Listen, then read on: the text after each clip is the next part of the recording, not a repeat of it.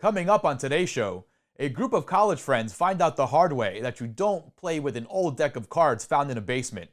In the new horror movie, Tarot. We really shouldn't be doing this. It's kind of an unspoken rule not to use somebody else's tarot cards to predict the future.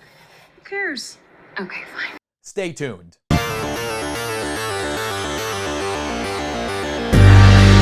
Welcome to Scary World, where we walk you through the latest and greatest in the world of horror. I am your host, Arturo Padilla. Hi.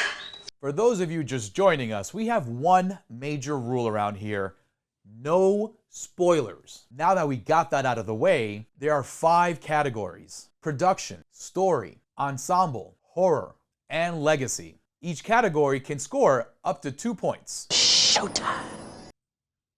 Per IMDb, the synopsis goes: when a group of friends recklessly violates the sacred rule of tarot readings, they unknowingly unleash an unspeakable evil trapped within the cursed cards.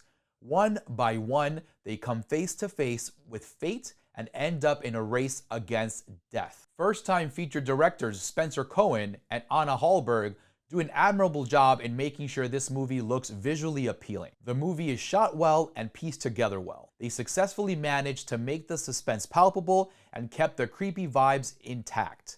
12 cards in the circle. One more at the heart. With this final card, your reading will start. These 2 directors wanted to make sure this movie did not fail because of the visuals. Everything is done in a professional, high-quality level, and it really shows. The movie looks good on the screen. And for their efforts in making sure that the vibes kept intact and that the movie looked good on the big screen, they get a 1 for their efforts. Both directors are also making their feature writing debut on this movie, and it really shows, unfortunately. They adapted the story from a novel called Horoscope, written by Nicholas Adams. I haven't had the opportunity to read the original novel, but this adaptation of the story is not very good. The story becomes rather predictable and cookie cutter as the movie goes along. All the acts drag and several beats are missing along the way. The third act is very subpar and leaves more questions that I, for one, do not care to get answers to. The only part I really liked about the story, and the only thing I can actually take away, if there is anything to take away from the story, is the origin of the antagonist. That was the most interesting part of this terrible movie, and where they should have really focused the story on.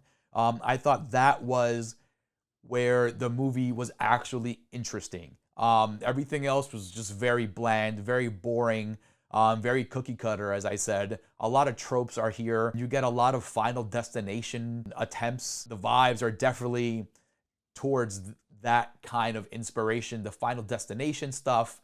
You get some Ouija inspiration, not even Ouija Origins of Evil, just like the bad Ouija movie. And the story itself, I'm not sure about the original story, but this one that we get here is not meant for the screen. It's not screen ready. It's not even VOD ready. It's not streaming platform ready either. It's not a good story. They definitely needed other eyes to rework this script, because everything just kind of falls apart in this script for me.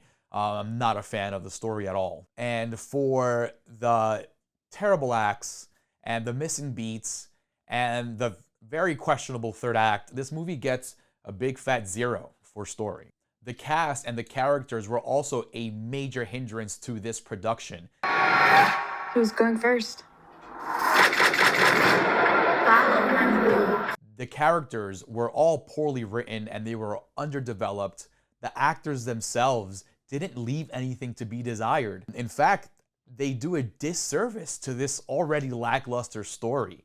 They don't help elevate any of the sequences of this movie. They don't help elevate their character, whether that's the character writing itself or the direction being given to these actors. Their performances fall extremely flat and come off feeling forced and just very telegraphed. The actors really don't help the situation here, folks. The characters are super underwhelming. The dialogue is very underwhelming. There is no common sense to these characters. They lack a lot of logic. And again, we go back to the third act of this movie where a lot of questionable character stuff also pops up, and it's not good. It really isn't good. It doesn't help this movie at all. And for the poor cast and the underdeveloped characters, this movie gets a big old 0 for ensemble. The only highlight in this production are the awesome monster designs and a couple of cool kills that we get.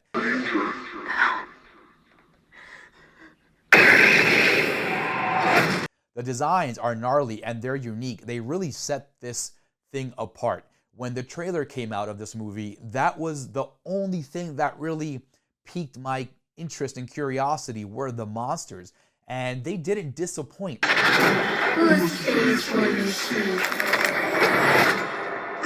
I wish we would have gotten more of them because they were really well done.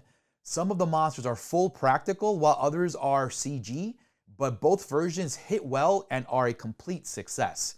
They definitely spent their budget where they needed to with these designs and this practical work and the effects work. It looks really good on screen and it is the best part of this movie. There is some blood and gore in this movie, but unfortunately they opted to use CG for that and it doesn't look too great. Luckily, the monster designs are so strong, you can overlook the CG.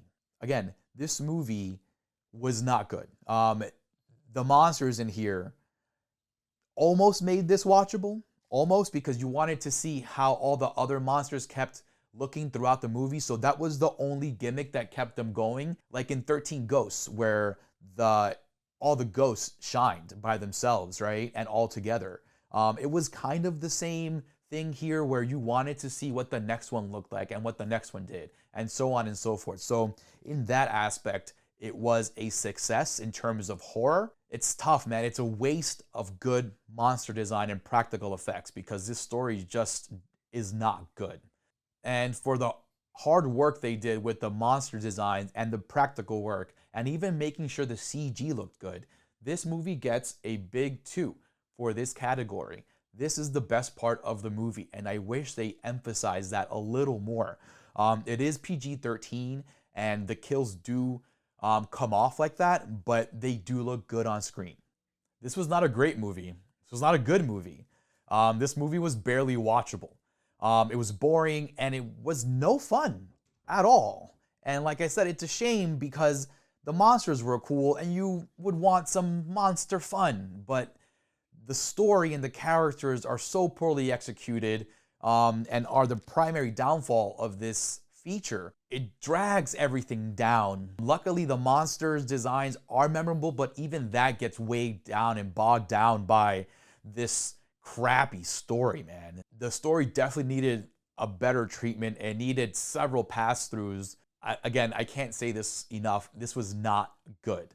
There was no saving this production. They got the movie to look good, but that's about it. For Legacy, this thing gets a big old 0. It's not good. I wouldn't recommend it.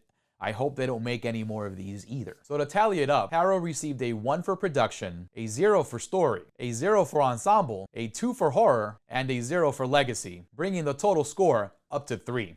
What a disappointment and a waste of good monster design. This movie was not good. I do not recommend anyone to go pay for this thing. I don't even recommend you to watch it when it shows up on a streaming platform. It's pretty bad. I don't understand why they made a movie like this and really didn't give it any teeth.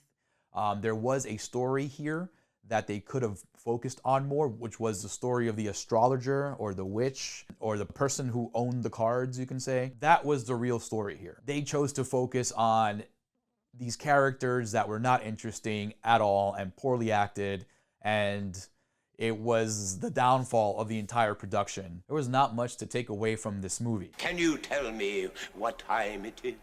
And that's a wrap, folks. Thank you for watching Scary World. Don't forget to drop a comment down below and hit the thumbs up on the video. Most importantly, do not forget to subscribe to the YouTube channel. Tell all your friends, your family, and their pets to come on down to CorpseFeed, subscribe. We have spoiler-free horror movies for you guys dropping every Monday, Wednesday, and Friday. And we also have the official CorpseFeed podcast, The Morgue, dropping every Tuesday anywhere you get your podcast streams. We are also on all the social networks. Go like, subscribe, and share over there.